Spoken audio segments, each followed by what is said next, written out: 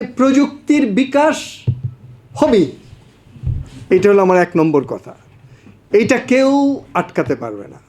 পৃথিবী শুরু হয়েছিল প্রস্তর যুগ দিয়া, পাথর দিয়া।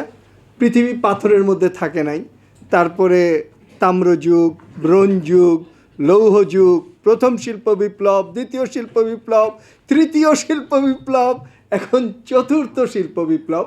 যেটা বলতেছে কি, যে এখন আর মানুষের দরকার নাই, রোবট সব কাজ করবে, আমার রান্না বান্না এভরিথিং সব করে দিবে। আমার সমস্যা হলো অবসর কেমনে কাটাবো, এরকম একটা সমাজ। চিন্তা করে দেখেন। এবং আমি সকালবেলা চাঁদে গিয়ে নাস্তা করব, দুপুরবেলা ঢাকায় আইসা টেনিস খেলবো, বিকালবেলা কলকাতায় গিয়ে ঘুমাবো। এবং আপনার এরকম একটা ছবিও দেখছেন যে ওই যে কি বলে ওটা, স্টার ট্রেকে ফক্স নামে এক লোক বোতাম দিয়ে টিপে দেয়, আর সে সেমনি একটা ইথার হয়ে যায়, আবার টিপে দেয়, আরেক জায়গায় গিয়ে সে উদয় হয়। এবং এইটা যারা বিশ্বাস করে যে এটা এরকম সম্ভব, তাদেরকে বলে, আরে গজব নামবো তোমার উপর, তুমি আল্লাহরে বিশ্বাস করো না ভাই, তুমি নিজের মানুষের এত শক্তি চাও। তখন আমাদের কবি কিন্তু লিখেছিল যে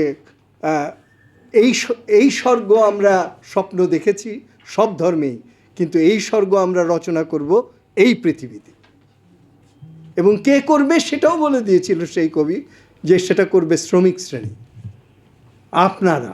কিন্তু আপনারা এটা বিশ্বাস করেন না, আমি জানি।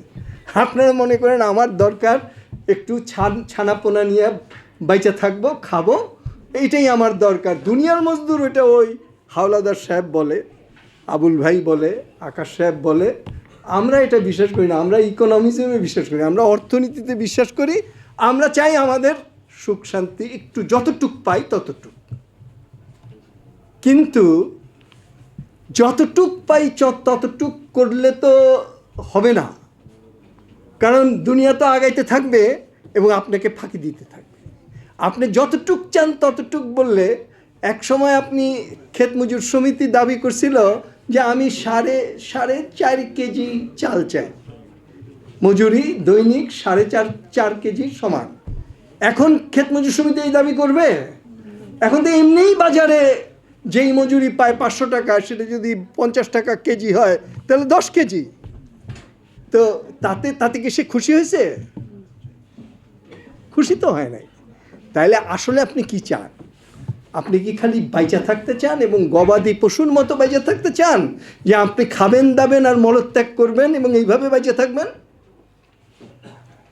আপনাকে কিন্তু ওয়ার্ল্ড ব্যাংক, বিশ্ব ব্যাংক বলে দিয়েছে, আপনার একটা রেখা টেনে দিছে, ন্যূনতম মিনিমাম